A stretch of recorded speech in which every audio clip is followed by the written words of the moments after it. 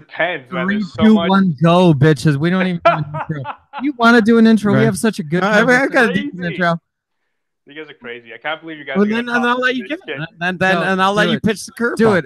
All right, go ahead. Who is this guy? Who are we talking to? You know who the fuck you're talking to. You know exactly who you're talking to. It's so stupid. He's trying to set something up, make it seem like the audience doesn't know what the fuck's going on. Dude, you're walking through fucking Marilyn Manson's mansion over there. Wait, No, calm down. I'm at the studio. I'm about to record a video. I'm about to. Guys, I'm shutting down the studio again. All right, do your intro, man. Let's go. This guy. Welcome to the thing. We got the guy. He's brown. This guy. Ready to. Okay, it says it's live, so I'm gonna. It is live. It's been live. So hey, we're gonna nice been fall start, 5 yards. Right. Okay. We're today. Welcome to Myth Informed. It's Brian and Dimitri over here. No sound. We're gonna be talking to a YouTuber, gamer, commentator who gets kicked off Twitter on the regular. He's got a YouTube channel where he has segments called Internet Numbnuts and shit like that. He is a gamer. He mostly likes to talk about games. Also a political commentator. I believe he's from the anarcho-statist conservative socialist party. Is that correct? No. No, none of that is happening. That fucking party? That's a great party. We're not talking about politics. That's not happening. So Okay, we I started. don't do that on my channel anymore. I just don't want to do that. I just don't want to talk about it. It's so annoying. We started the conversation because Dima read some article where some guy said that there are no attractive women over. No, that's 50. the question. Exactly. If we're not going to talk about politics, then we have to talk about at what age. You know, that's the question of Bunty. What age No, Sandra Bullock. does a woman lose her hotness? At what age? What's the cutoff? Isn't Sandra Bullock over 50? I said Sandra Bullock too. Yeah, of course I she's said hot. the same exact thing. Yeah, but Sandra Bullock's always been Goldberg is older. over 50. Sandra Bullock's always been older. That's the thing. Yeah. She's always been the old, like she's literally been like this. Like older. I assume she wasn't old at some point. no, but even then though, like when you were like but even then when you were like whatever, however old, like 10, she was still older and she was still like someone that you found attractive. Listen, bitch. When she was driving that bus in Speed, she was fucking 22. Jennifer, I don't know. I know. Jennifer. I know, and she was amazing. She was fucking amazing. Sandra Bullock was sick. Yeah. Well, I mean, what it still is. Dude, well, she's still. That's the thing. You're asking if anyone's saying like, oh, there's no woman that's like hotter than like 50. I'm gonna go on a quest. I'm gonna go on a quest to 50. I want to go to 60. I like up your game, man. Yeah, I'm gonna go on a quest. I'll be like, look, let me show you someone who's over 50 that's hot. Like you'll find. Yeah, but I'm saying 60. I'll give you 50. You got to go with 60 now. But no, there is a cutoff because I think the cutoff happens because of science. Dude, so you're playing chicken now at this point. I'm gonna go to 75. Dude, I've got a 60-year-old. How about the chick? It's Counselor Troy in Star Trek, Marina Sirtis. You seen her lately? She's in her 60s. Betty White, gorgeous. Betty White.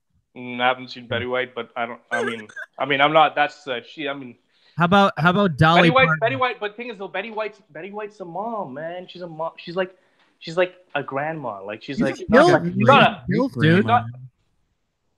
not. She's everybody's grandma, isn't she? First of all, our assumption before we started the show was 100% accurate.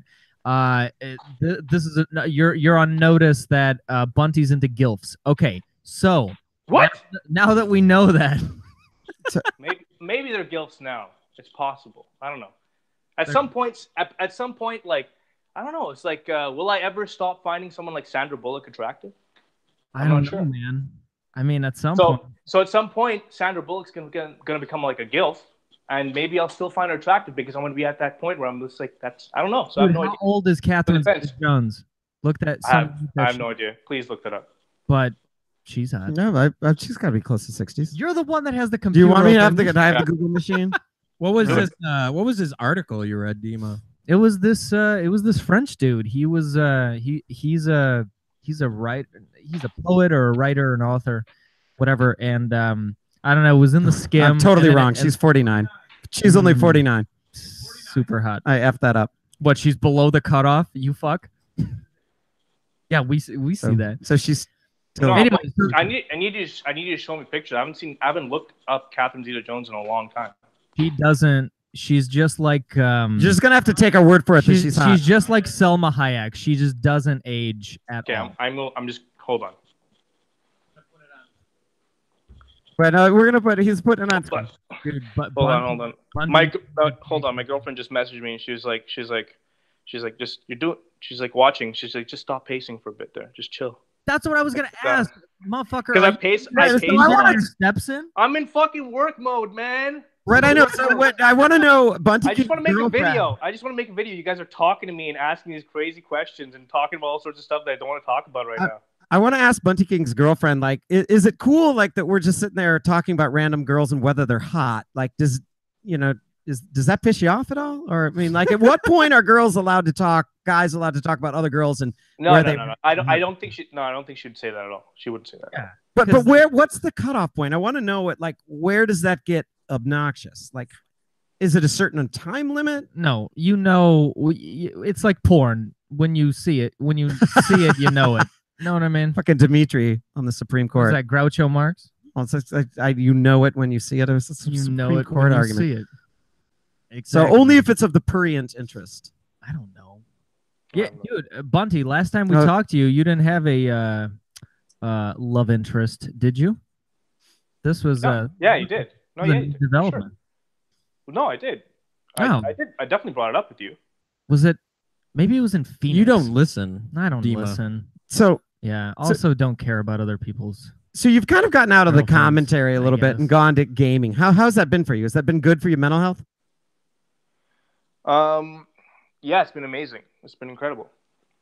It's been really cool. good. No, but can you avoid it? It seeps in sometimes, though. I mean, you look at Red Dead Redemption, and you get the little crossover there, like, oh man, I'm gonna have a video where you kick the suffragettes' ass or something and feed her the alligators, and that gets political, or even things like Battlefield 5. Exactly. Oh wow, a woman in there with face paint, she's disabled, and everyone's like, well, that's not historical. Like, it seems like you can't avoid it. There's Catherine. Catherine Zeta-Jones. That was a Conan move. Is that the best picture ever? I don't know. I just picked one. All of them. Sean, right? Put her up next to Michael Douglas. Right, Sean. Sean doesn't always have the best aesthetics in the world. Shit right now. Wait, are we talking? Wait, are we going to talk about like that kind of stuff? Do you want to talk about? If you want to, that's what I'm saying. What do you want to talk about? When you talked about wanting to get away from politics. But what my contention is it a little bit like the Godfather, where he's like, I try to get out and they pull me back in. Like, it seems like everything is political these days, even gaming. Best impression you've ever done. But the thing is, though, is that when I'm like doing it now, I'm really trying not to tweet about how I'm doing that, how I'm moving away from it. I'm trying to cut that out. Yeah. And it just makes sense to cut that out, because it's like it does seep into negative aspects of your passions, right? So if your passions are video games and you're really like focused on being, I don't know, it's just weird. It's like, it was just so weird. The crossover for being political and trying to play games and all that stuff and really be super political while being like someone that really loves playing video games and like streaming them. It's just like, it's really intense. It's really intense. So it's like, in a lot of ways, I feel like because you look at, because in games, you're almost trained to look at numbers and be like, how can I optimize this? Like if you play World of Warcraft, for example. Have you ever played have any of you guys played WoW? Yeah. Okay. Well, when do you guys play WoW? Oh, shit. Well, shit, I played EverQuest. So, that's sort of... EverQuest? Yeah, EverQuest. Okay. So then okay, so then you guys are like OG. You guys are completely like, what it was like. Okay. Right, I didn't want to go to WoW from EverQuest because Bunty, I was that OG. We lost your camera, Bunty. That's because he's still pacing and he doesn't want it to be weird. No. I'm sitting right here. Sorry, hold on. I'm sitting there. You go. I'm just chilling. I'm just like not looking at you guys because you guys are distracting. Your setup is distracting. How is it distracting? That's an interesting. It's distracting. The picture, the picture, the eyes, they follow you. It's not. I'm not. When I see it though, I'm bad tripping right now. I look at it. I'm like, no, this isn't for me. This isn't for me. But turning off your camera doesn't help that. Yeah, I don't understand how. How stare deeply at the black and gray images and tell me. It's good though because I get to focus on you. I get to focus on like you guys and what you're saying, and we get to like explore ideas together, which is cool. My inner beauty. The whole thing. So the whole thing about gaming and politics was that it just really like it just tripped me out too much. So true, but what I'm saying is like if you're getting into this, but then politics finds this way of like hammering in there. Like, would you avoid, say, the Red Dead Redemption controversy or the Battlefield 5 controversy? Because in some ways, if you're going to talk about video games, hey, you don't want this to hamper you. How do you deal with that? Exactly. Don't cover that game. Yeah, but that means now. But then not cover that game. Not cover that game. You can cover that game, but you just don't need to like highlight those things. Like when that whole suffragettes thing happened in Red Dead Redemption 2, like I didn't really talk about it, you know. But then I like rolled up on like KKK and I fucking talked about that. I thought that was funny and I thought that was great, you know. But even then though, like I looked at that other thing and I'm just like, whatever, it's cool. Like he did it, but it's like not the thing that I really care to do in the game. Like when I played Red Dead, the way I played it, I didn't want to go and like just beat up women. You know, that's something I didn't do. I think. Did you want to beat up on horses? Not even. No way. I don't think I wanted to punch horses at all. You're putting that out there, like that needed to be said. Right. Like, does Bunty beat on women in video games? Oh, no. He goes into the barnyard and beats up. Someone asked him. He beats the goats. No, not at all. I try to avoid like unnecessary. I mean, I don't know though. At the same time, there are points in the game where like it is a Rockstar game. And you just go completely wacko and you just start shooting everybody. It doesn't really matter who, but because it's a game. But you know, dude, I just love the fact that you called Brian OG for playing EverQuest. I'm pretty sure may date myself, but RuneScape was my shit when there was like 10 users on it. Oh, I'm pretty sure RuneScape. What the fuck is RuneScape? Exactly. You don't know. Ultima. That was one. That was the early one. Ultima. I don't know if Ultima was before. Did you not OG until you played Star Control 2? Okay, I never played Star Control 2. I played RuneScape. You played that? No, seriously. But you know what Star Control 2 is? Yeah. No, I've never played Star Control. We're talking about MMOs though. Like that's what we're talking about. We're talking about like games where you got to play with as many people as possible simultaneously at the same at one moment. Star Control prior to MMO technology, although you had to play bulletin board system. So the first MMO was actually Trade Wars. No one knows about that. That was on bulletin board systems. Wasn't that like starships that were fucking trading with each other in the galaxy? Yeah, it was like no graphics. The original MMOs were the arcades, though. No, they weren't. No, absolutely. No, they weren't. You had 4 people in an arcade. Stop trying to do like a social experiment of the fact that there were 15 people around a game. And no. In the golden age of arcades, there were 30, 40, 50 people there all the time. That's not an MMO. Regardless of the thing though is like gaming in general is like gaming is something that really kind of works best when there's other people involved. That's the thing, you know. So this topic of an MMO, which I find to be very, very like MMOs are awesome, and the reason why they're awesome is because they put you in touch with so many people to play a game at once, you know. Sure. And it's like, and it taps into that desire to like even play. The idea of games involves like, you know, having an adversary, whether that adversary is sometimes yourself or whatever. I think ultimately, like you want. Like that's what people tap into video games for is when there's like the first MMO that comes out. Is that EverQuest? That's the first one that I don't know. I don't remember the exact dates, but I just remember that at some point, you know, the kids in my school in grade 6 were talking about like Spellcraft, this game called Spellcraft. I never really had the opportunity to ever play that game, but they were talking about StarCraft and what's the other one? StarCraft's not really an MMO, but regardless, they were all talking about these games, and at that same time, they were talking about EverQuest. But I didn't have a good enough computer to play EverQuest. Yeah. So, dude, you said something interesting. You said you gotta play PS2. You said that MMOs are interesting, or games in general interesting, because then you have like you're against someone or whatever. There's a conflict. Yeah. I don't think that's the case, because. I'll give you a good example. I think it's that you're challenged by something, by like a puzzle or someone trying to play you. Because if conflict was really the case, and I'm going to come back to this thing, then you would be totally into like the political game, because then people are talking smack and you're coming back at them and it's back and forth. And I get how you're like, well, that shit is negative. It bums me out. That means that on some level, you're just like, you don't like the conflict. Know what I mean? There's some people crave it. They're like into that. Yeah. Yeah, for sure, definitely. I think that's a really good way to put it. Yeah, absolutely. And it doesn't like it's almost like it doesn't zen you out. So you're like, no, fuck that. I'm just gonna like. Yeah, I want the conflict, but I want to be zen at the same time. Like I like that, and that's the thing about video games. It's so cool is that like you can have a major conflict with other players. Like there was like horde players that I hated.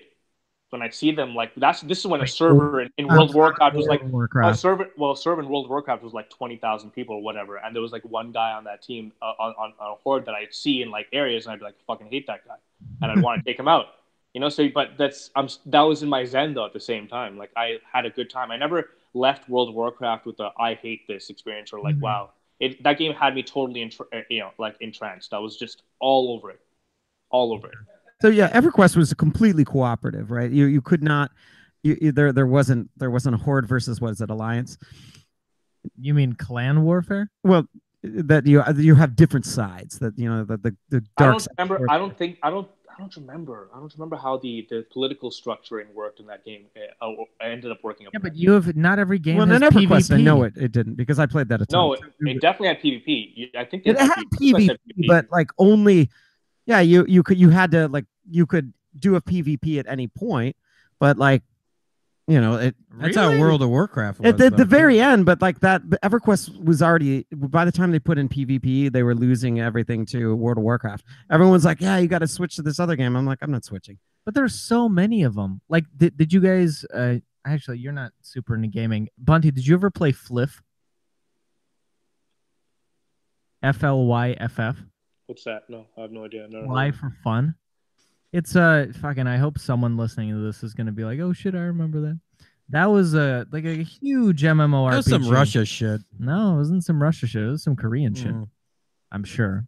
But there's a lot of these, and so it's like, which one gets critical mass where you got thousands of users? Now you're going to school and you're like, oh, I did this, or I think the interesting thing with the MMOs is they added, like Bunty's saying, they added the social element. Now in the arcades, you had the social element, but there really was a certain way to act in the arcades, because if you acted the way that these people act online now in the arcade, and just calling people names and shit, you're gonna get your ass kicked, like, or people just aren't gonna play. Well, you can't do that in public. You just absolutely not. You can't act the way you do on MMOs in the arcade. But or I mean, it really depends. Like eventually, like you just act the way you would normally would in an MMO. Like I didn't when I was younger and more like I had something to prove. Like I'd be you do crazy shit in like an MMO. But now if I was playing an MMO, I'd want to like because really can't do teamwork shit. It's fun. But you don't want to ruin your neighborhood. I actually think that behavior in MMOs is a lot better than it is, say, on Twitter. On Twitter, you can go do a drive-by shooting. You're never in that neighborhood again. But there's no repercussions, and the Twitter like incentivizes you to be a dick. Like in an MMO, if you're an asshole, first of all, people realize that. Yeah, if you're going on a quest and you're like, oh yeah, I need like a healer or whatever, and you're a healer, they need you, but you're a giant dick, like no one's gonna want you in their party, so you're fucked. This brings me back to a story, okay? I remember like at some point I got into like, I don't know, I think it was like level 50 or something, and wait, in what? In WoW, and you didn't have the expansion pack, obviously. I did. I had Burning Crusade. That was it. But like, so when that happened, I remember like I got into this party, and I didn't know anybody, but I said, "Yo, all right, meet you there, bitches." And these guys got pissed, dude. Pissed. Wait a minute. So you're with your online WoW friends? No, not even friends. Not even friends. They were literally just randoms. It was randoms, dude. At this point, it was randoms. Oh, okay, got it. It was at this point it was randoms. That's the thing, right? So it's like you're just like you go to the player hub, which is whatever fucking city you go, and you'd be like, I want to, I want to do this quest, and then everyone would be like, or the people that want to do it too would do it with you. And like at that point, I didn't know anyone, and so like this is just complete strangers. So I just applied the language that like I would use normally around the people or in my life with them, and they reacted so negatively to it. No, they were like, and I was like, whoa, I'm not like, I was like, whoa, I'm not saying it that way or whatever. I was just like, but yeah, then we ended up doing the quest and they were chill with it. They were totally chill with it, you know? Why didn't you just say in my country that's a huge compliment? No, it's not. Because it definitely isn't. But you could say it. Did that teach you to be like more politically correct in your fucking party? Just being someone that doesn't say something that like intentionally fucks someone for no reason, you know? No, I get it, but like every interaction has, I mean, clearly this stayed with you because you just remembered it, and this was how many years ago, you know? So clearly it was like one of these situations that, not that it fucked you up, but it was a formative experience where you're like, oh man, now I gotta like, exactly. Shit. But that's how society is supposed to police. Right. Like, you know, now you may react differently, and there didn't have to be laws or anything put in place for you to do that. It just, like, if you want friends, you can't be a dick. Yeah. It's true. Yeah. That much of a dick, you know, that complete unpersoning that happens. That's like, yeah. But I mean, very interesting way to put it. Very, very interesting way to put it, man.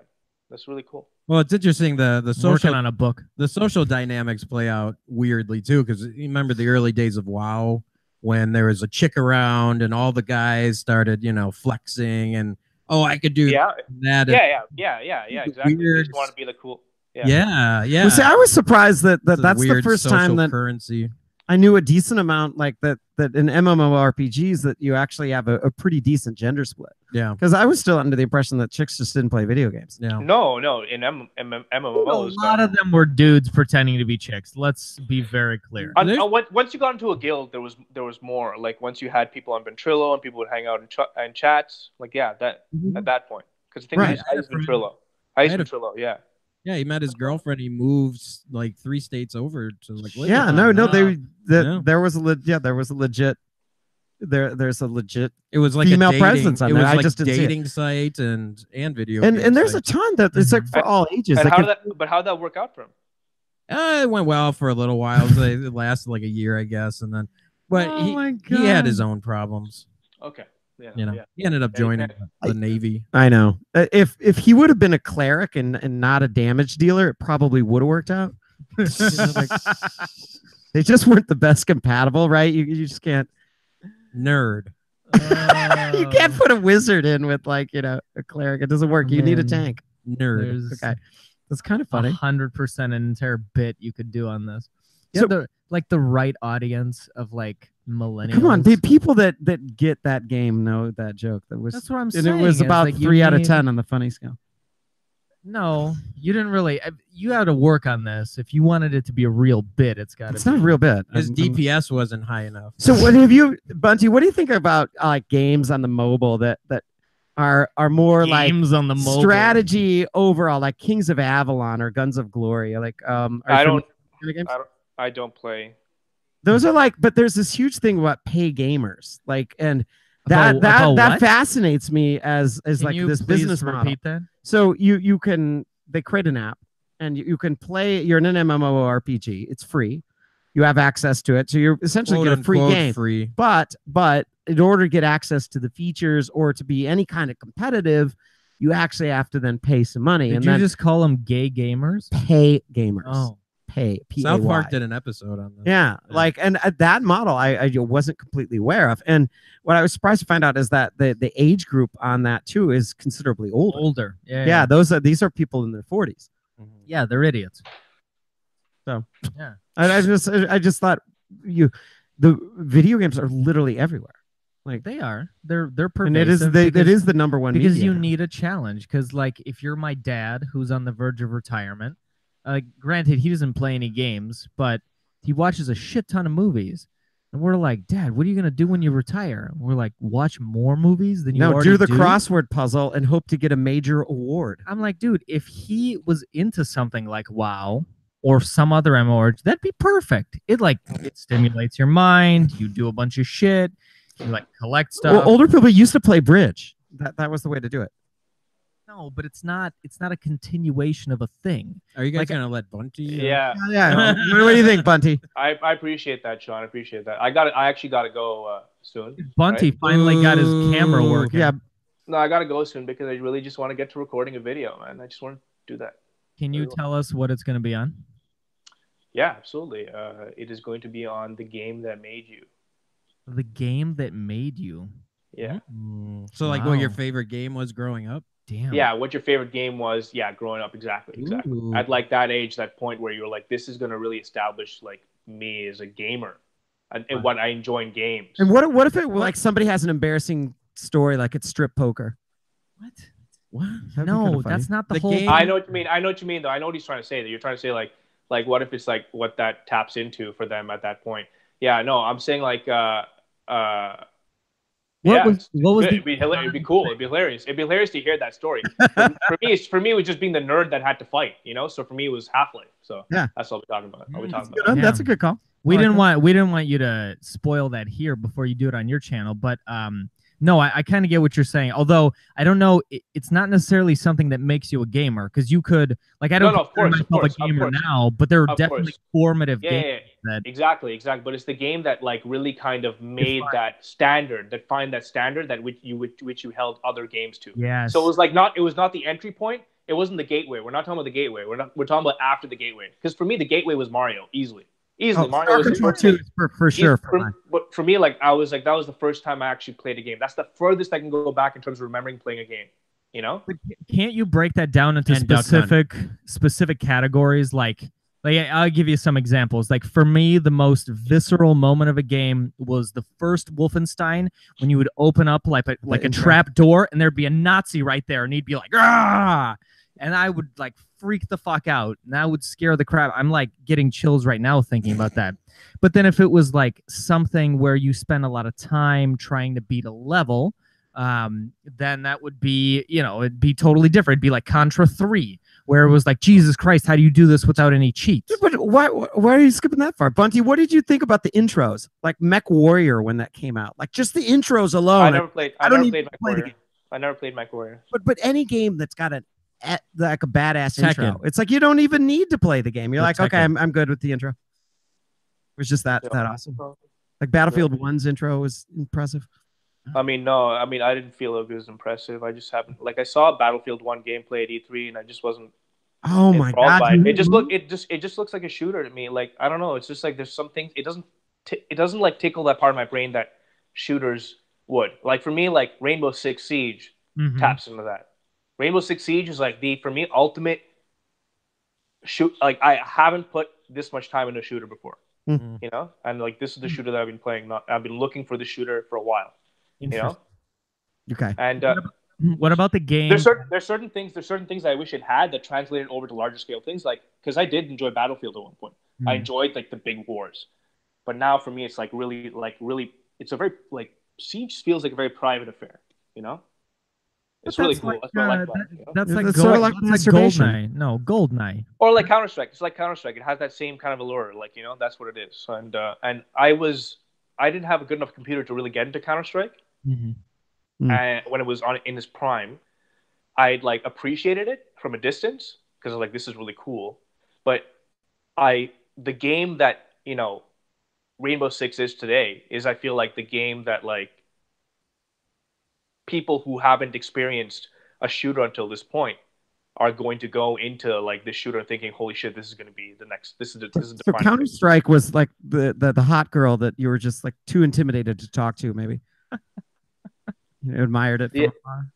Bunty, what was the game that you spent the most time? No, it didn't exist. Where you Shooting were like walls didn't exist, none of that stuff. So it was like that's the crazy thing about it. I love that. That's the thing I love about Siege. Just like you anticipate enemy movement.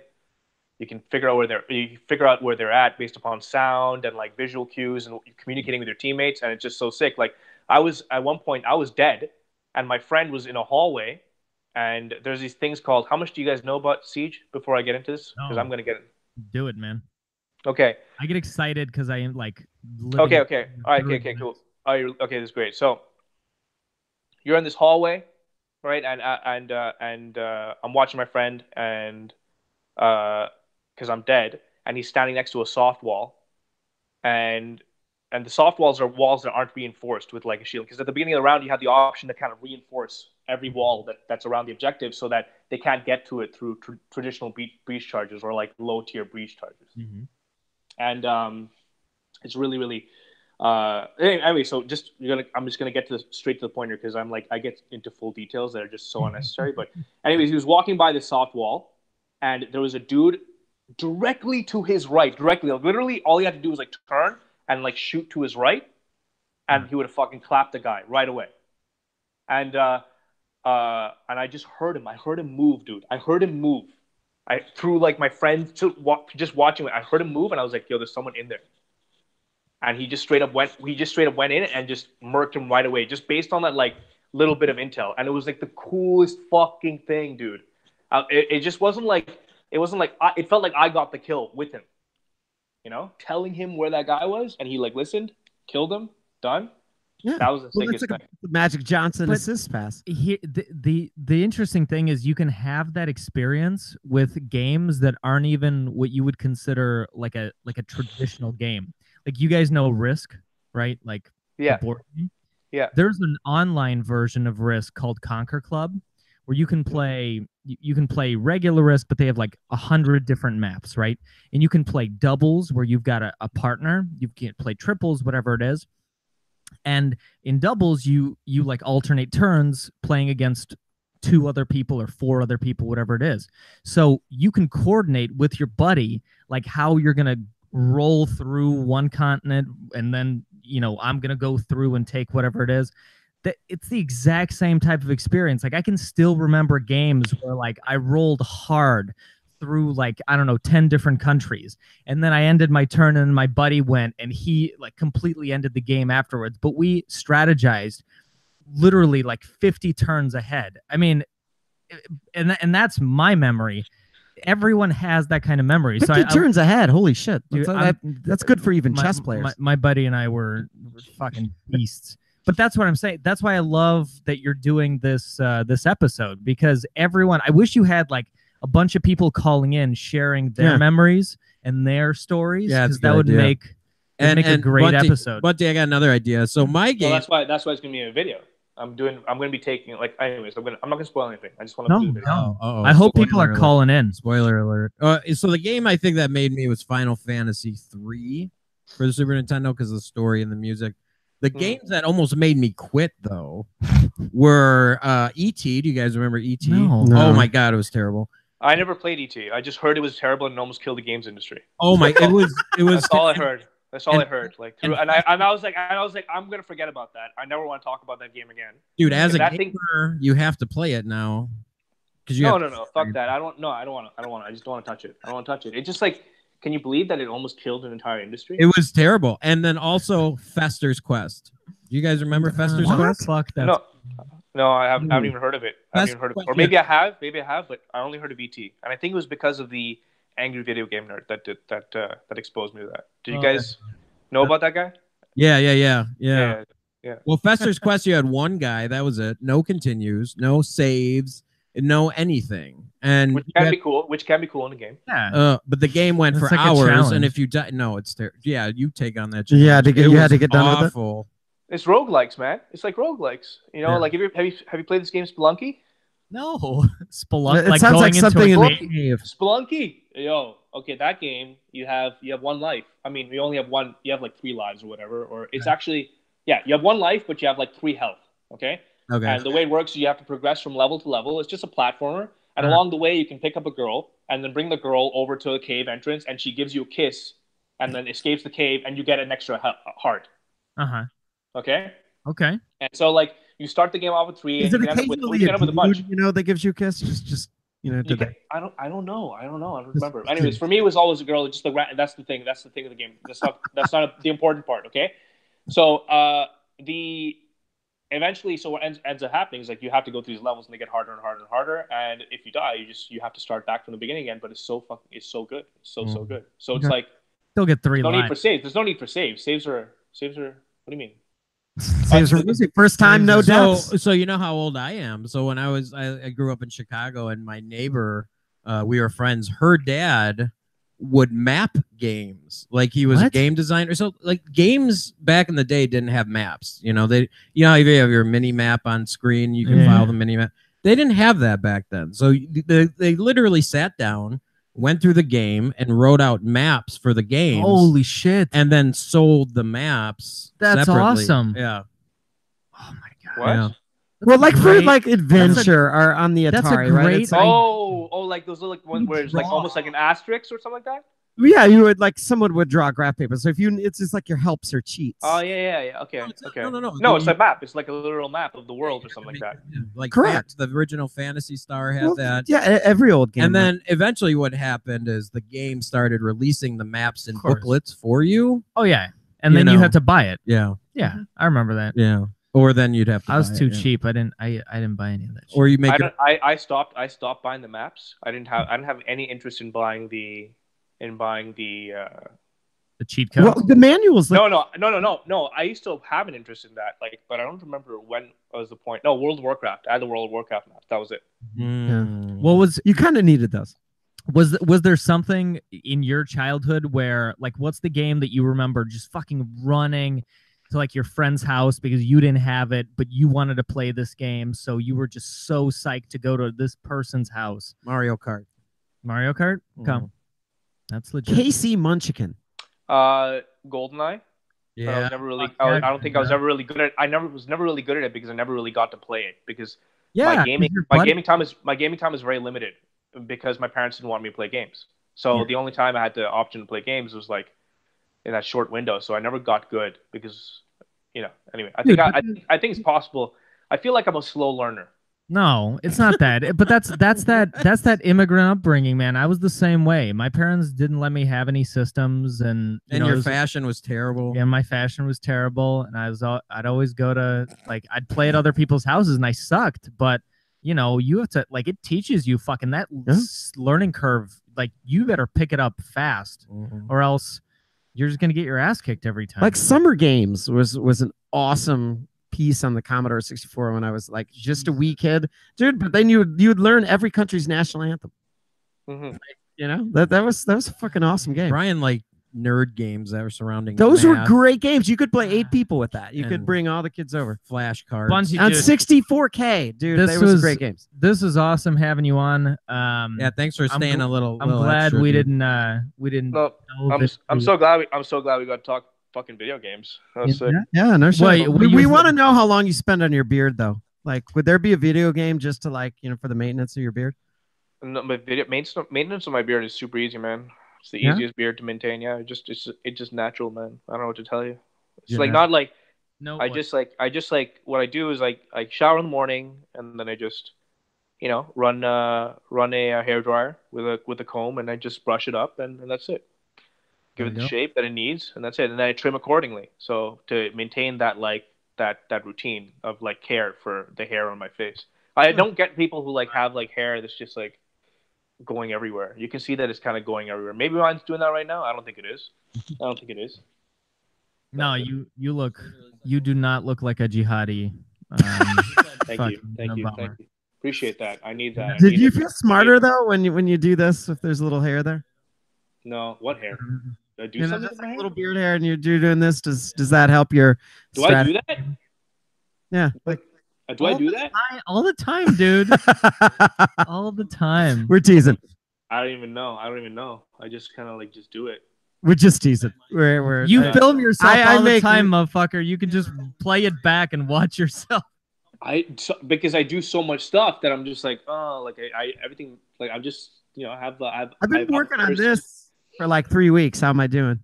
You're doing what? You're doing super amazing. All right, I'm out. Later, we love you. Yeah. Bye. That should be an interesting video series, I think. What would? Is what game made you? Yeah, I mean, but there's not people are not necessarily going to know all the games, but no, it'd be kind of cool if you then showed that because it's to actually pull that up, show a little gameplay. Maybe you remember the name. Maybe you played the game and you didn't remember the name. I'm surprised. Everyone remembers. No, yeah, I'm surprised not necessarily. Dima's example didn't surround Stalin. Of course he's gonna. Is there a video game where Stalin's in it besides say Call of Duty? Probably every single one. No, actually, there is. There's I'm sure not, there is. Not technically Stalin, but it was Red Alert. Was that Red Alert? Oh, you could play Stalin? it. You could play as the Russians, but the best one I think was the Libyans. Civilization. Russian ruler was. That's right, Catherine. No, and Stalin. It was both. Oh, they had. It could be. Too? You could pick either. I can't remember that. You could pick Peter the Great too. Dude, I just remember Red Alert. If you played as Libya, you had these dudes. That was their special power, was that they could like call a nuke down or something like that. But that was amazing. That was like. There was one too where the Russians had launched their missiles and you had to like get into their base before that. God damn, what was that called? Red Alert. No, is that the same one? I'm telling you. Okay, I think I played the early version of this that was called something else because I don't remember Red Alert. So I want to do something, you guys. I don't think Dima's heard this yet. So there's I have. There's this huge outrage. Yeah. You've heard the full bit. I heard the full bit. The full bit. It's incredible. The full bit of fantastic. Louis C.K. Yeah. Has made a comeback. So Louis C.K. played the Governor's Club.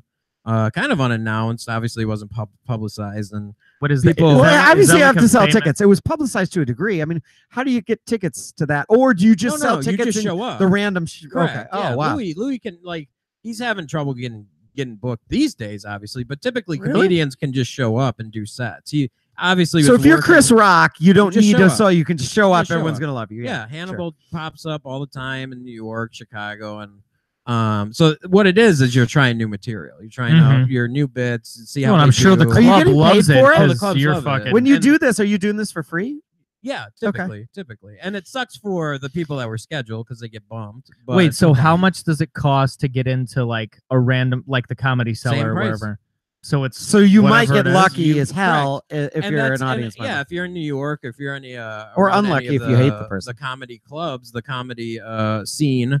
They'll sell coupons. It'll be like, oh, so and so may be there. So and so may, Hannibal may be there. Whoever. And odds are they're not, but they're not wrong in when they say that because they could show up at any time. I mean, so that not in Milwaukee. That's true. I'm saying in the comedy hubs like New York, LA. But it's interesting how they're only in one.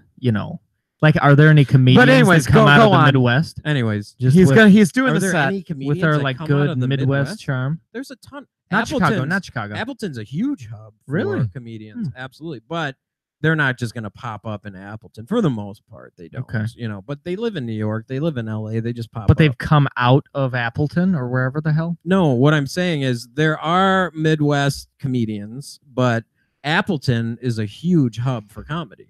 All the bigs love Appleton. Jesus. Yeah. Really? You didn't know this? No. Yeah. Ask any of them. Not at they all. They love Appleton. I'm not sure why, but anyways. Appleton was okay, so Louis C.K. is doing a set. Yeah, Louis C.K. shows up, does the set, trying out new material. Someone recorded the whole thing. Yeah. But there was about a 10-minute snippet that seemed to go everywhere. And his audio is really fucking good. Yes, what was he recording on? With like a directional mic? Did he show up like a boom mic? Just randomly at a club with a boom mic. It's really good audio. But anyway, so it hits the internet, right? And all of a sudden, of course, people pull out 2 minutes of it that were completely controversial about I don't even know what the 2 minutes. Oh, well, I remember. I'm gonna play it. So, and then we're gonna get your reactions after this. With the fat kids? Yeah, and the parts he talks specifically about the Parkland shooting. He's about to play it. Spoiler alert. Why the fuck would you talk about it? Just let's play it. All right. Well, these are the controversial, but I didn't say that. Yep.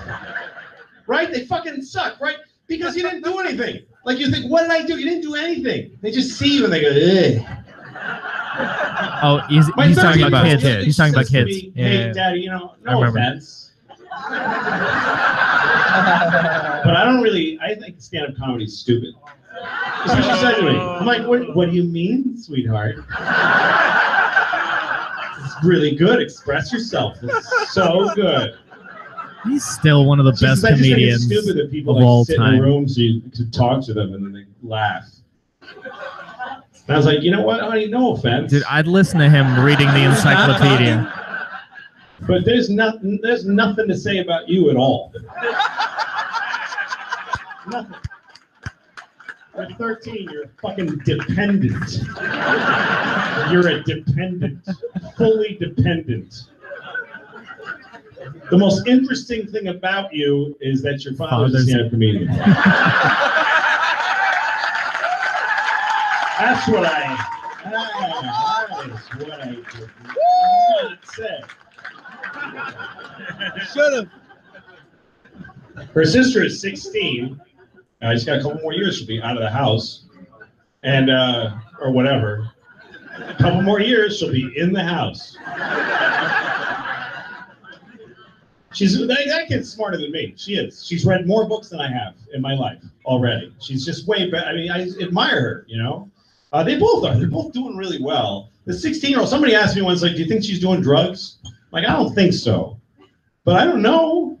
She might be. I kind of don't give a fuck in a way, really, because she's fine. I see her. She comes out of her room. She's dressed. I'm like, she's fine. I mean, if she's doing drugs, she's handling it really well. She's sort of folded it into her life appropriately. If she was like walking around like this, I'd be like, you got to do some drugs, honey. You got to really base it on the kid themselves, because you can't base it on like some idea like 16 years old is too young to do drugs. By the time I was 16, I had quit doing drugs. When I was 16, I was like, I got to fucking stop this shit. It's ruining my life. But I'm a little disappointed in the younger generation, honestly, because I'm 51 years old, and when I was like 18 to my 20s, I mean, we were idiots. We were getting high, doing fucking mushrooms and shit, and then older people were like, you gotta get your shit together, and we were like, yeah, fuck you. And I was kind of excited to be in my 50s and see people in their 20s and be like, they're crazy. These kids are nuts, but they're not. They're fucking, they're just boring.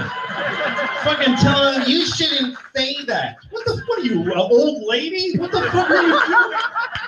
It's not appropriate. Fuck you, you're a child.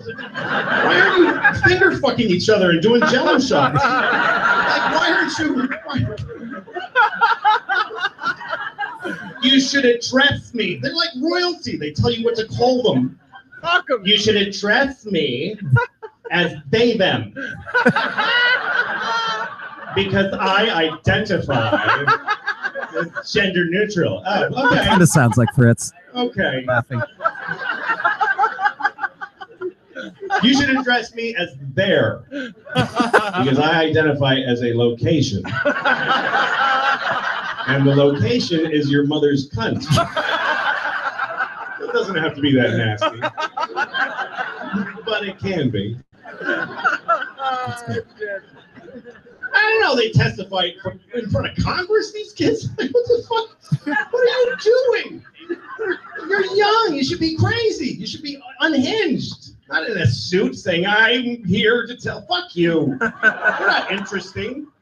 Because you went to a high school where kids got shot? Why does that mean I have to listen to you? How does that make you interesting?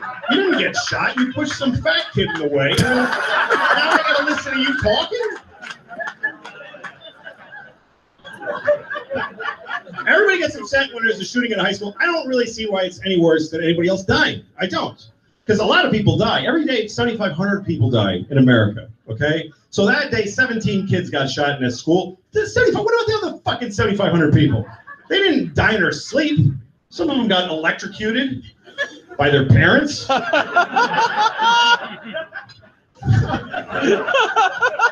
people get upset because they're young, right? They died so young. That's offensive to me.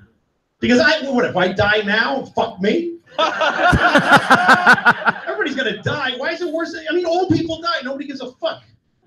You know, like when you tell somebody my grandmother died, they're like, oh, how old was she? She was 98. Why'd you even tell me?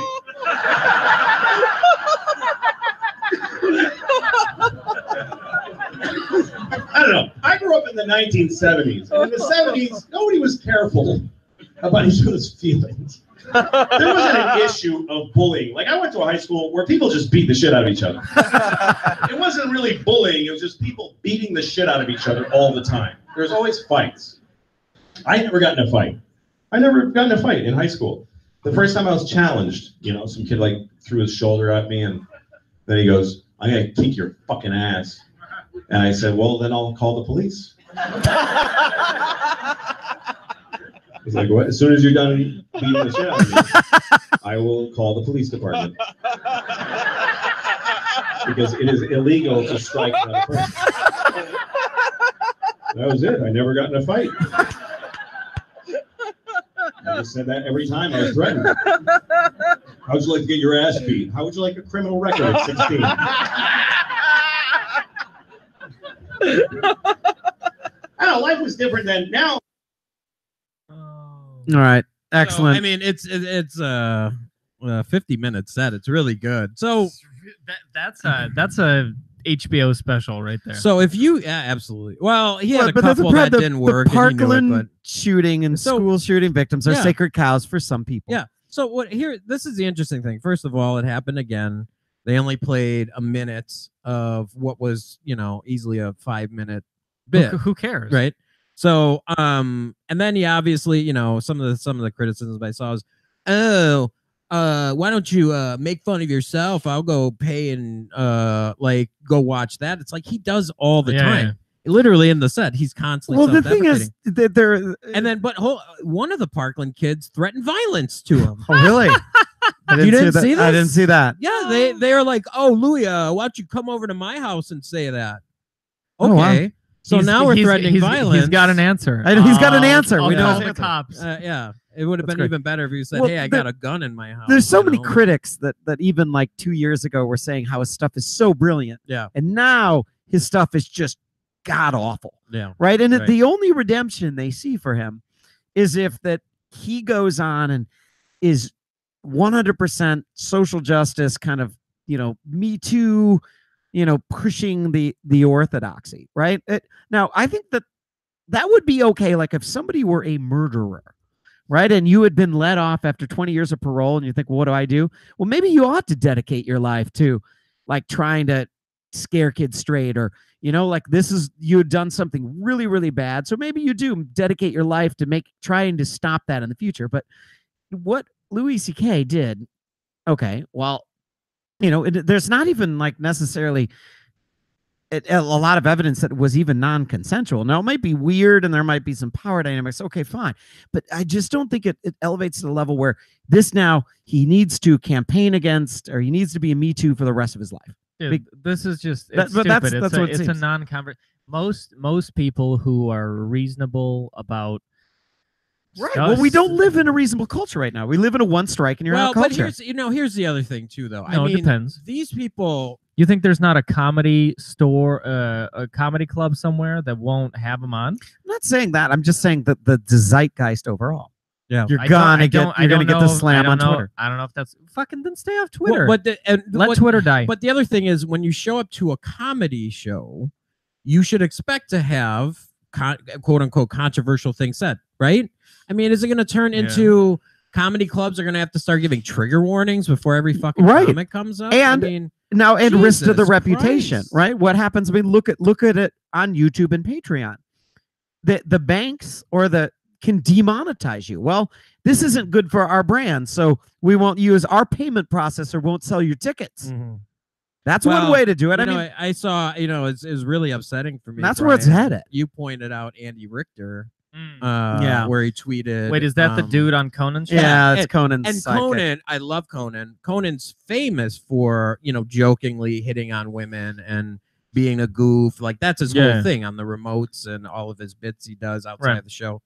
And the whole and it was funny. It was even funnier because I looked at Andy Richter's stuff and like he was on the Jon Stewart show where he was joking about how he checks whether or not women's tits are real by taking his arm and brushing up against their tits to see if they're real or fake. So I'm thinking to myself, Andy Richter, because he went after Louis. Like, he is right in fully woke status. Yeah. He went after him. Yeah. Yes. Well, yeah. It was interesting. He's very woke. Well, that, and then also he had a Conan bit where he was talking about how women can't resist his dick, and that's why he has to wear a bell on his dick to warn the women. Now obviously it was jokes; they're all kidding. Right. Obviously it's not real, but it's really upsetting to see his comedians going after. Sure, Louis. It's right. really, If Andy really... Richter is going to hold him, then you need to hold yourself to the same standard of what you're criticizing, and he's not doing that. Right. It's like, I can't see the halo from here, Andy. But maybe these idiots have, they feel like they've turned a new leaf, and they're not going to do that type of comedy anymore. No, or that, or are they just hoping to avoid the scourge? Right. I mean, why did that guy, the famous guy in Iraq, you know, he takes a knife, cuts into his hand, and he signs his vote for Saddam Hussein in blood. Why do you do that, right? When Saddam's the only one on the ballot, you do it because you want to look like you're the loyal guy, and you'd be the last one because you know he's going to kill some people. He's going to weed some people out. You want to be the last guy that he does. And I think it could simply be cowardice on these guys' part, where you're virtue signaling, hoping that the axe doesn't come to you. Well, I think it's even I mean, more in the worst case scenario, you're not being genuine. I think it's very, very upsetting for me, because if you look at the way entertainment's been practiced for centuries, is they take the zeitgeist, they take what's popular, if it's politics, the king, the queen, whatever, and they challenge it and they make fun of it, they poke fun. That was what it was, you know, and comedy kind of came out of that, you know, and it's well, comedy's not supposed to be funny anymore. We're post comedy now. Have you heard of that? No, I don't post comedy, right? Yeah. We're supposed to, comedy isn't supposed to be funny. We're supposed to just talk about the issues of our day. No, you know, like the comedy is the way to find the right way to think about something. You know, Howard in the chat is basically saying, like, and you find like social justice comics on YouTube, PC comics, it's not funny. No, but they're not even intending to be. He's right. There's been some egregious examples lately. And everyone has their own type of humor. I get that. Some people like to have the bubble wrap around them when they see their form of entertainment. But no, some people will say that humor isn't designed to make you laugh. I don't know what that means. I know. It's called post comedy. It's like postmodernism. Yeah, they've essentially redefined comedy into something that it isn't. And you know, the funny thing is too, it's like, I don't know how many people were in that crowd. Maybe, you know, the Governor's Club, maybe 100, 150 tops. Maybe 200. You know, who does it hurt? Those that are there can just leave. You know, and if you don't like it, why do you listen to it? It's more, I think it's more these people that see this as an opportunity to shit on them, to make themselves, to make a name for themselves. And it's really disgusting. You know, they're throwing him under the bus in order to you can gain points. I mean, like, that's what I'm saying. What about if you just ignore, like, what if people say, I just ignored the shit, like, it'll blow over. Ignore what? Are these people who are just haven't felt the storm yet? Though, like, ignore what? Like, so I give you an example. Like, I did a post, I think today on Facebook. It was about how Bryan Cranston is getting shit for playing a disabled dude in this movie. That's a ripoff of the French movie. Oh, yeah, with Kevin Hart. Wow, Kevin Hart just has controversy. And they should have a real disabled person. Yeah, and they're like, he should be a real disabled person. No, they need a good actor. I know. So, Jesus Christ. Right. So Bryan Cranston came back and he was like, listen, they need a good actor. Otherwise, who's going to play Batman? A billionaire? Right. You know? Yeah, I know. Like, only billionaires can play. Wait, and you're going to need a real Batman, serial killer to play Dexter as well. Right. We're going to need an actual serial killer. Right. So, like, it doesn't end. And he's like, this is ridiculous. And then some of my friends were like, where do you dig these articles up? Like, no one's talking about this. This is so... Well, they're right in the sense that the normies don't talk about it. Right. They're right in that But sense. Is that right? Because then you're not giving it... Well, no. I think unfortunately in Louis' case, if he didn't lose his show, if he didn't lose his movie, if he didn't lose the gigs that he was getting, I'd have no issue with it. Right. Unfortunately, in his case, he lost $35 million in one day. But Dimitri makes a good point. Like, in one day, actual $35 million outrage? I think in Louis C.K.'s, it is. There's an obvious backlash now. But this happens on both sides. Is that thing that you wrote? You know, what is the left actually outraged about that? They may not be. It's the same way that. Did you see the Ocasio-Cortez little dance video? Yes. Right. So she dances. It's to the Breakfast Club. They're doing the dances. She's in high school.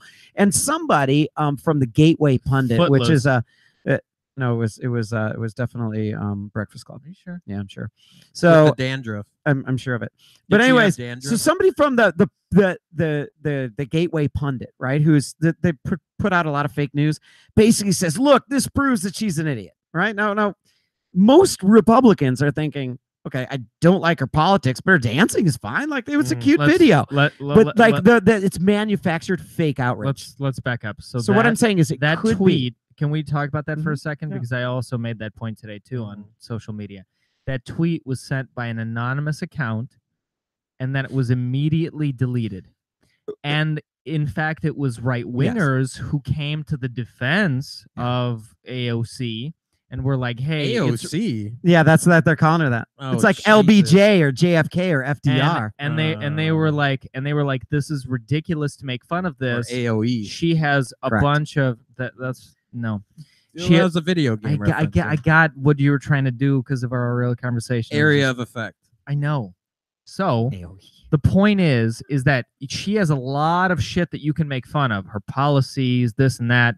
Don't make fun of her math. But I had someone who's a relatively big lefty of one of my friends on Facebook posting saying Republicans are making fun of her for her dancing, and I'm like, that's not true. They're not. You're just reading a biased source. So it was a QAnon account that actually put it out, that was created like just a few days before.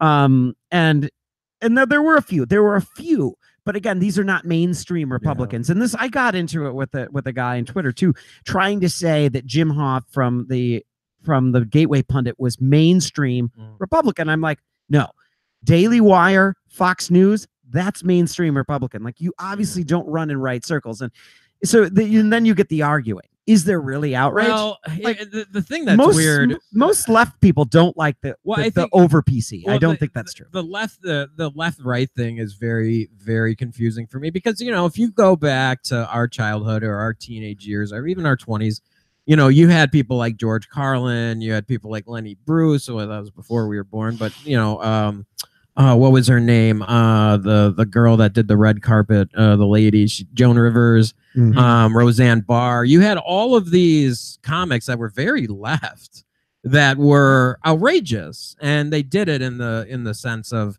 challenging the pretty conservative landscape that we had. The reason why we have a liberal landscape now is because these liberals were fucking fearless.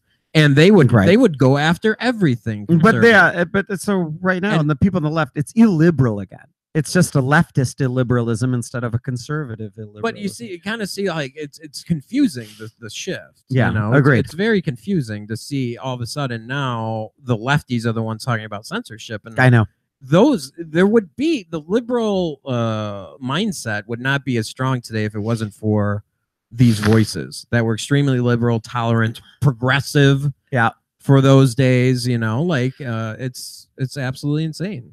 It just drives me nuts. So yeah, it's a purity culture, and that's unfortunately it's fucked up. Get off social media. Close all your. Yeah, it's not just social media though, because it's now it's in the workplace. Now it's in business. Now it's anywhere you go. Really, in entertainment. We're dorks. We watch that Flash show. You ever watch the Flash? Anyways, I never thought I'd like it. Oh, you do watch it? No, I'm saying yes, you are a dork. Yeah, we are for watching it. We do watch it, and we were watching it, and all of a sudden, it's the thing is based in fantasy, right? And they had this episode where the Green Arrow, which is already a hilarious character, Superman and Superwoman, right? And they had this dialogue between this new Superman and Lois Lane, and they were talking or whatever, and he was saying how amazing of a reporter she is, and then she goes, he's like, oh, you're the earth-stopping reporter, and the world would stop if something happened to you, blah blah blah, like just building her up, and she goes, well, then why do I make 20 cents less on the dollar than you? And I was like, are you fucking kidding me? First of all, Clark Kent was like the intern. He would get the coffee and shit. Like, he didn't really have a job. How is he making less than Lois Lane, who was their star reporter at what was it? Daily. Was that the contention that that Lois Lane was making less than Clark Kent, or No, less than somebody of her same stature? It was she was saying then why do I make 20 cents less on the dollar then? That's awesome. I just so there you go. Do you still watch that stupid show?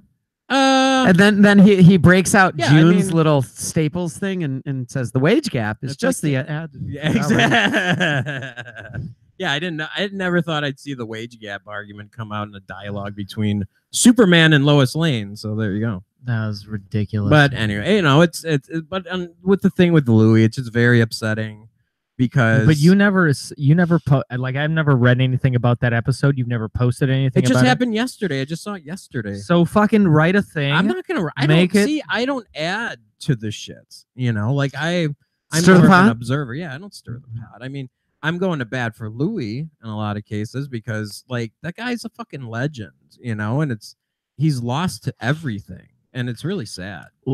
Newsbusters: Lois Lane pushes wage gap myth in DC Comics. There you go. No. The television show. It's in the other world. That's great. Oh, someone already wrote about it. Someone already. There you go. No, it's from December 10th, dude. This is because we're behind on the show, so we just watched it yesterday. What is that in?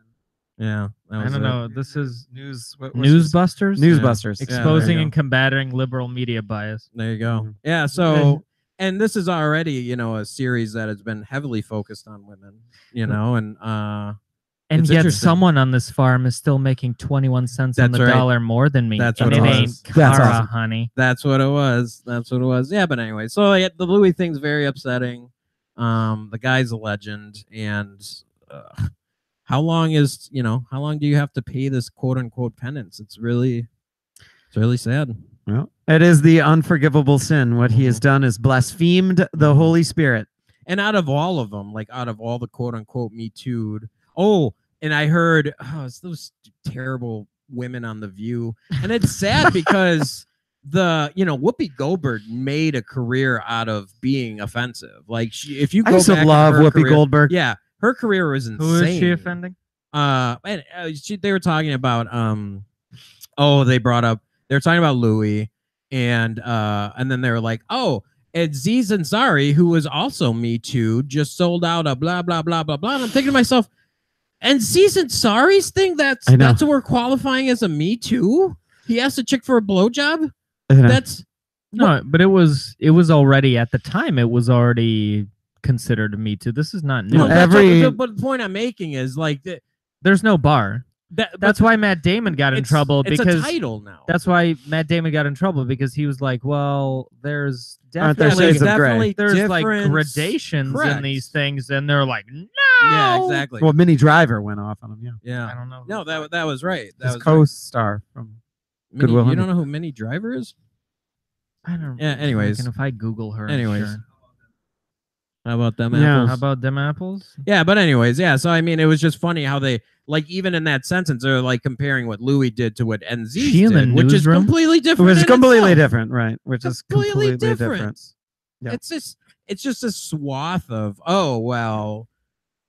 your Me Too is as bad as Harvey Weinstein's Me Too. I know. Yeah, it's the lumping, right? That you're so obsessed with the issue that you're going to take parking tickets and put them in with murder and call it crime. Yeah. Yes, a parking ticket is considered a crime, but it is not murder, right? And so what they're doing is they're lumping in things like a parking ticket in with actual murder. It confuses things. It's terrible. Only hardcore ideologues do this, and somehow we got to wrestle the power away from them. I think the people are sick of it, but everybody's afraid to I think people starting to get sick of it, but unfortunately the decision makers are still swayed.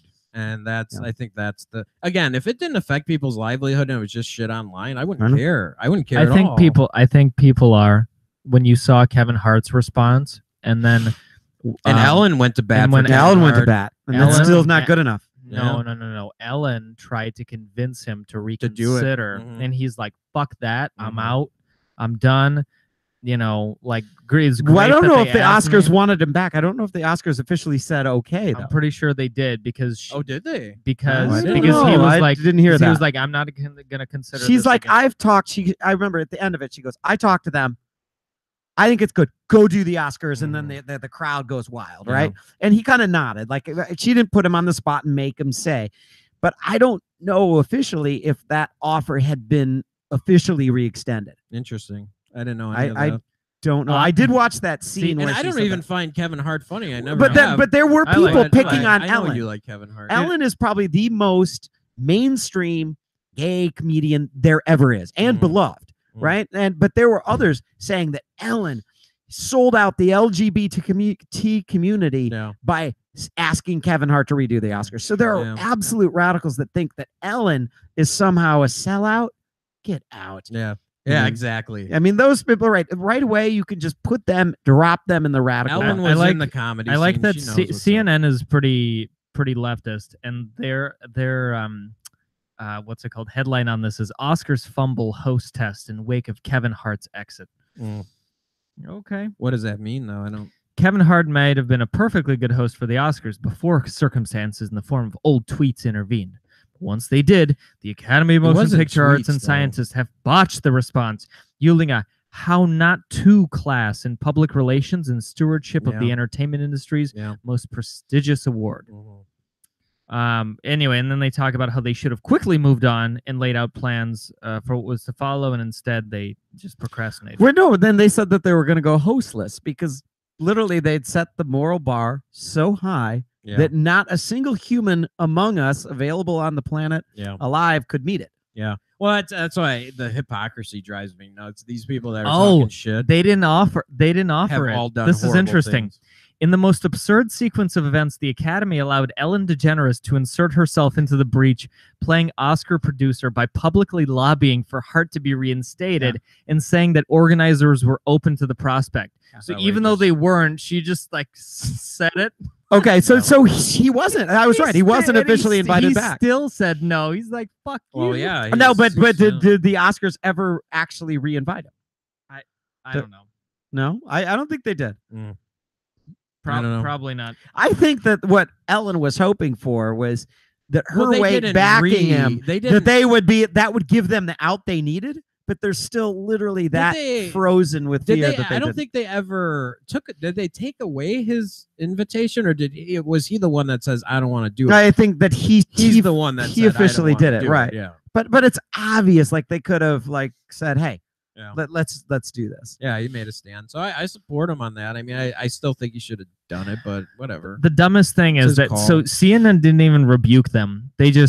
They're upset about the fact that there's no host, not that they fucked this up royally by bringing up some old shit. No, when you want to see CNN's hilarious reporting, there's no host for the Oscars? There's zero host. They announced it. There's no host. There will not be a host. What does that even mean? There's no host. That's why. How do you not have a host for the Oscars? Why they called it a fumble. Because nobody meets the moral bar, dude. Ultimately, there's no polite way. No host.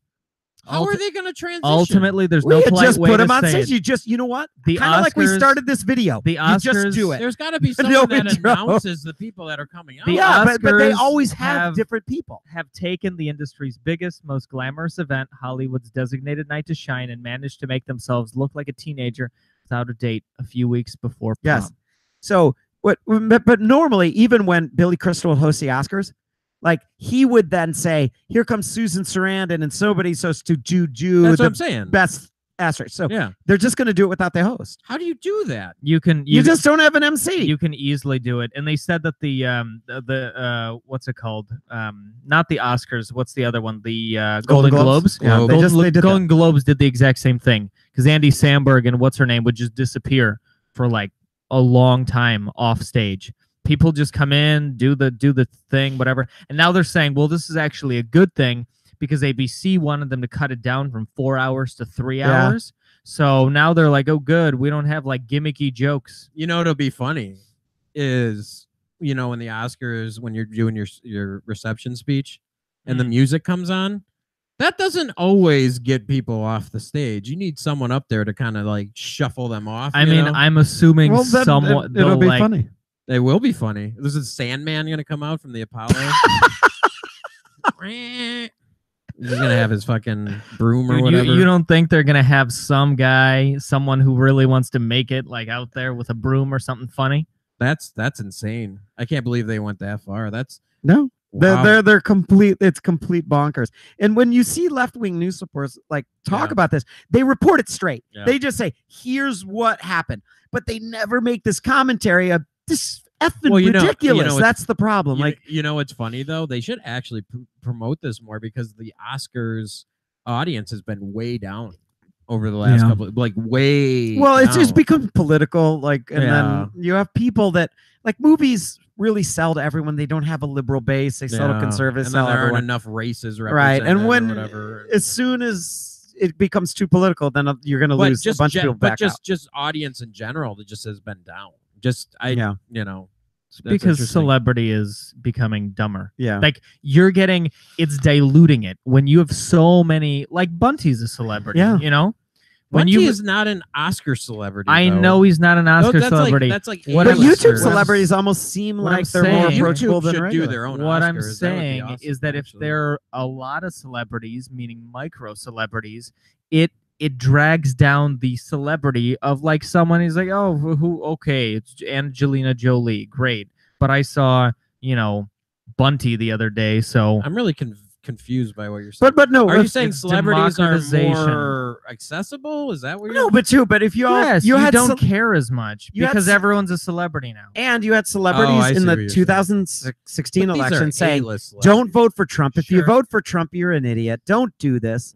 And then somebody's like, well, I like this. Well, that person probably thinks I'm an idiot. Yeah. Then you don't like that. But it was more people wanted to watch to see who won the awards for the movies. Some was a celebrity, but a lot of it was to see. But it was silly to sit there and watch Winona Ryder, clap with. That's true. Whatever. That's true. I don't know. I love Winona Ryder. Interesting. Yeah, it's interesting. The YouTube though. Speaking of which, they should do their own Oscars. That would be kind of brilliant. They're competing directly with Hollywood. They should do it. Why not? Think about it. Yeah. Think about it. Isn't that what VidCon is kind of supposed to be? They can have a demonetization symbol as the trophy. Ooh, that's a good point. There's your Oscar. You've already thought about this. If I can do it. That's the next thing for Myth Informed. Yeah. We're going to be hosting the YouTube Oscars. That's actually not a bad idea. We're going to work on this. We could do this. This idea was born now, and it will go on. But then, you got to come up with the new Are you going to name make it Oscars. PC? Are you going to make it? Is it going to be how many views? It's whoever we like. Yeah, right. Oh my God. Does Sargon need more publicity? Yeah. Yeah. We give Sargon the award for I don't know. We'd have to Well, then instead of having sponsors, you have anti-sponsors. PayPal and Stripe will actually be anti-sponsors. Yeah. We'll give Sargon the award for best parody song made of his name. Right. He'd definitely win. And then Rucka would get pissed. Sargon still gets the award. That would be the best way to stick it to Rucka. Rucka's funny. I think he's lightened up after we. Oh, you guys just butt heads. You're like brothers. Yeah. No, it's good. Yeah, I like him more because Rucka and Dima one-on-one. It's better than an MMORPG. It's when are you gonna go on his channel? I don't know. Fuck, I gotta get an official invite. I gotta read. I gotta prepare. I gotta get questions for this motherfucker. Yeah, it would be pretty cool actually. It'd be pretty funny. I'll do it. We should wrap this up soon because now we're peace. Fritz is the barometer. So go watch the Louis C.K. special. Thanks for hanging out with us. Yeah, it's on YouTube. I don't know how long it'll be up, but it's there. Yep. So peace from Milwaukee. Wait, I gotta hit the button still. You always have to hit the button. That's how it works, son. I can't find it. Nah, it's all right. I'm not